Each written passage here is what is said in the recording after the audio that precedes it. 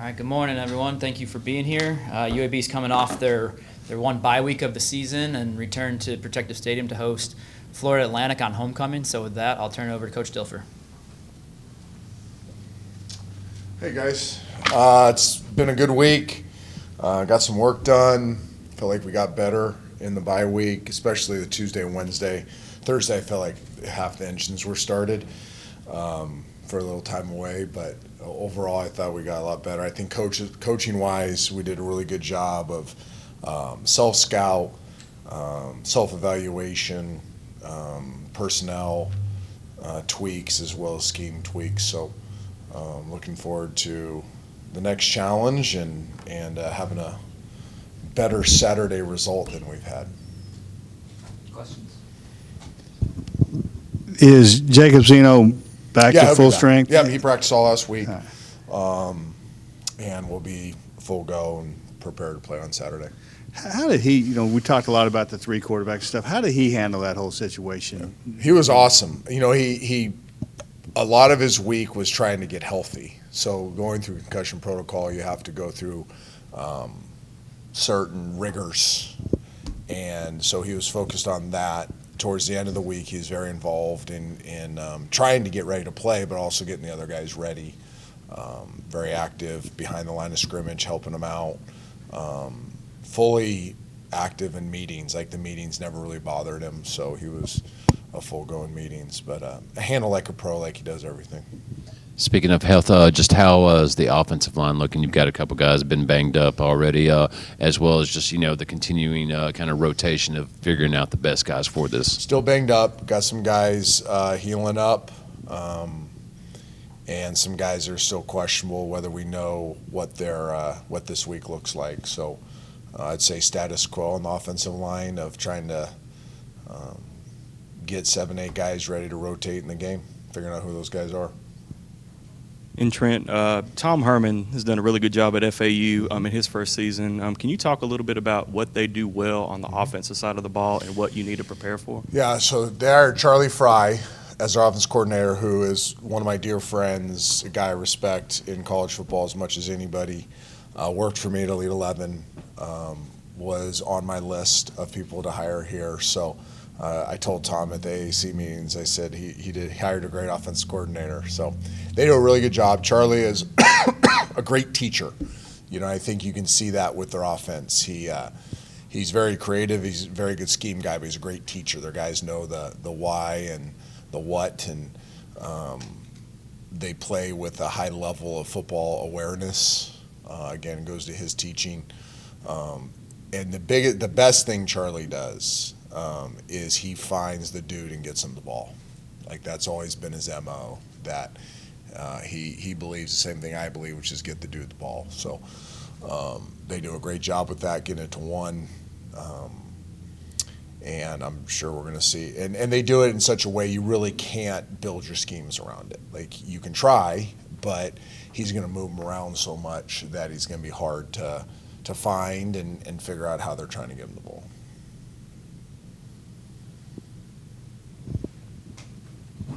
With that offense, there's a lot of transfers on their offense that's played big roles for them. How much do you look for past tape versus what they've been doing this year for FAU? This year, we definitely look at personnel and do personnel studies, but it's hard to tell because so much of college football is system fit. So you have to kind of figure out that player's skill level, their traits, and how it fits into the system they're presently in. So it's just safer to watch what they do now. You watch so much tape, by the end of the week, you have a pretty good understanding of the physical abilities of the players you're playing against, but more importantly, it's how are the other coordinators using those players. Last week, when you had more time to self-scout and self-evaluate and that type of thing, it's kind of what jumped out of that self-scout and self-evaluation, both about the coaching staff and the players? I think it was positive. I think one thing that came out of it was we have a renewed confidence. We believe we're doing mostly the right things. I think there's some things that we can do better as a staff that we'll obviously address.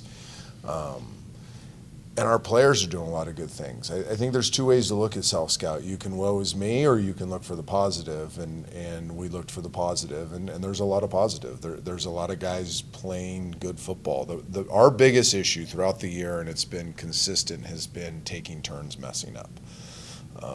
We'll have 10 guys doing the right thing and one guy doesn't, and they take turns who the one guy is. You have 9 guys doing the right thing and 2 guys messing up, and they take turns. So just getting everybody going the same direction, doing the same stuff, doing the right stuff, and we'll be just fine. So instead of, jumping off ship, you just get everybody understanding that we're so close, and don't get frustrated because we've been saying that for 8 weeks. Like, it's been true. We just need to cross that threshold. We need to get to the point where everybody is doing their job consistently. And you can lose a play, just lose it late, right? Like, you can't lose right away. And if we continue to make strides that direction, which we have, then good things are coming. I was 1-8. I'll tell you a story I told the team. I was 1-8 in Tampa with Tony Dungy. And this is coming off being one of the worst players, if not the worst player in the National Football League in '96.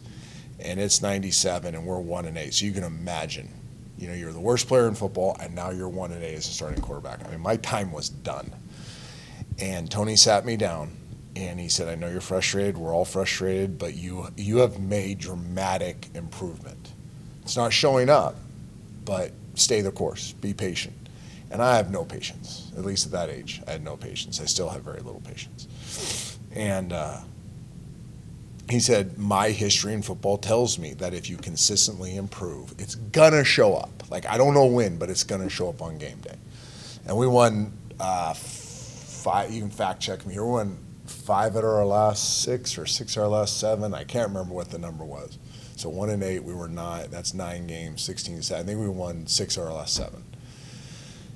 Maybe 5 out of our last 7.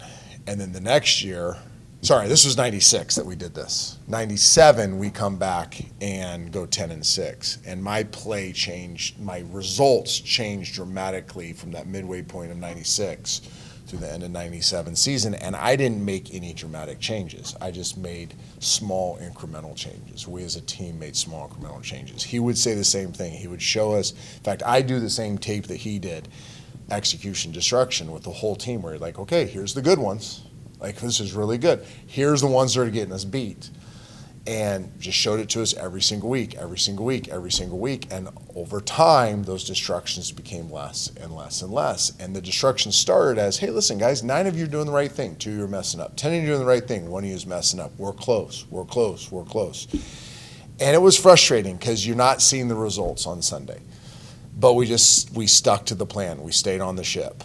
We kept rowing the boat, as what's-his-face says. So just kept doing those things, and it does work. It's a methodology that works. It's just as hard when you're going through the taking turns messing up. But you just stay the course, you keep doing the right things, and eventually it turns. And kind of along that line, next question kind of fit into that is, and this kind of sounds crazy a little bit, but is there a different feel when you go into bye week 2-6 as opposed to maybe 6-2 or on a roll? I mean, are bye weeks any different? Are they built Yeah, that's a different? good question. They're scary when you're winning. They are. They're like, oh gosh, could this? And this is a high school story, but it's a good one.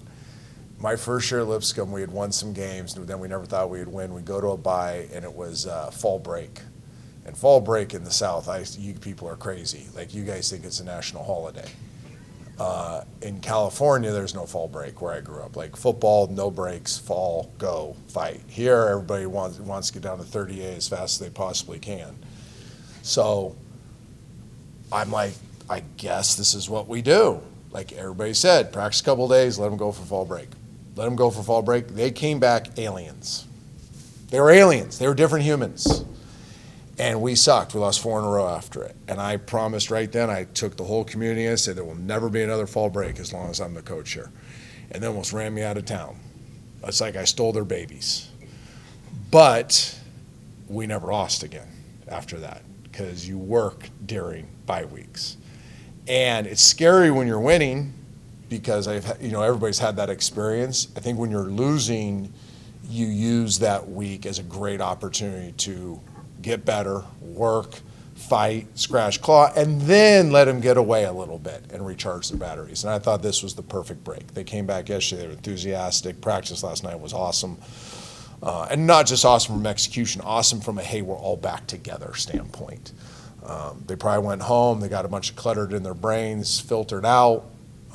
They know that whatever they put on tape for 4 weeks goes with them forever. They know I also told the team, you know, this is the last time we'll be together, this group, for the next 4 to 7 weeks. So you got to cherish that. You know, you have to really, it's the hardest thing about football is no team's ever the same the next year. And they gotta value their time together.